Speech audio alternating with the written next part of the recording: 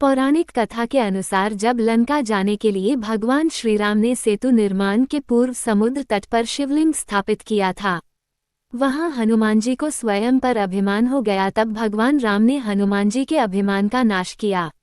आइए जानते हैं प्रभु श्री राम ने कैसे तोड़ा हनुमान जी का अहंकार। जब समुद्र पर सेतुबंधन का कार्य हो रहा था तब भगवान राम ने वहां गणेश जी और 9 ग्रहों की स्थापना के पश्चात शिवलिंग स्थापित करने का विचार किया। उन्होंने शुभ मुहूर्त में शिवलिंग लाने के लिए हनुमान जी को काशी भेजा। हनुमान जी पवन वेग से काशी जा पहुँचे। उन्हें देख भोलेनाथ बोले, पवन पुत्र, दक्षिण में शिवलिंग की स्थापना करके भगवान राम मेरी ही इच्छा पूर्ण कर रहे हैं, तुम शीघ्र ही मेरे प्रतीक को वहां ले जाओ। ये बात सुनकर हनुमान गर्व से फूल गए और सोचने लगे कि केवल वही यह कार्य शीघ्र अतिशीघ्र कर सकते हैं। यहाँ हनुमान जी को अभिमान हुआ और वहाँ भगवान राम ने उनके मन के भाव को जान लिया। भक्त के कल्याण के लिए भगवान सदैव तत्पर रहते हैं।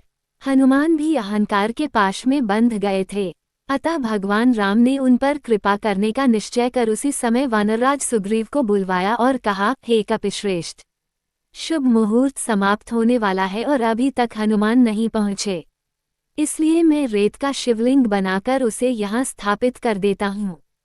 तत्पश्चात उन्होंने सभी ऋषि मुनियों से आज्ञा प्राप्त करके पूजा अर्चनादि की और रेत का शिवलिंग स्थापित कर दिया। उन्होंने ऋषि मुनियों को दक्षिणा दी।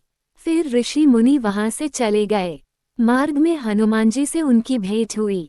हनुमान जी ने पूछा कि वे कहाँ से पधार रहे हैं। ऋषि मुनियों ने सारी घटना बता दी। ये सुनकर हनुमान जी को क्रोध आ गया।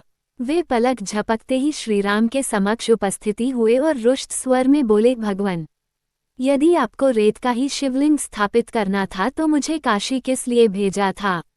आपने मेरा और मेरे भक्तिभाव का उपहास किया है। श्रीराम मुस्कराते हुए बोले, पवन पुत्र, शुभ मुहूर्त समाप्त हो रहा था, इसलिए मैंने रेत का शिवलिंग स्थापित कर दिया। मैं तुम्हारा परिश्रम व्यर्थ नहीं जाने दूंगा। मैंने जो शिवलिंग स्थापित किया है तुम उसे उखाड़ दो, मैं तुम्हारे लाए हुए शिवलिंग को यहाँ स्थापित कर देता हूँ।